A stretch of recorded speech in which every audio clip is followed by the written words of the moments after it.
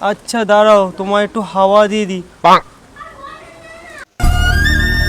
তুমি আমার কথা খেয়াল রাখো, আজ থেকে তুমি আমার খেপা। আজ থেকে তুমি আমার টিপি।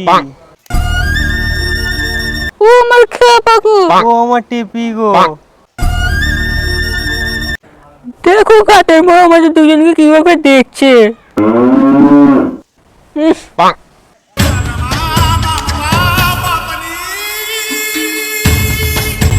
কি হয়েছে দাদা? মঙ্গলের প্রাণী তোর এই পুরুষরূপী মহিলার প্রতি বিশাল প্রেম জন্মাচ্ছে। সরকার এত কিছু ব্যান করে, এদের ব্যান করে না কেন?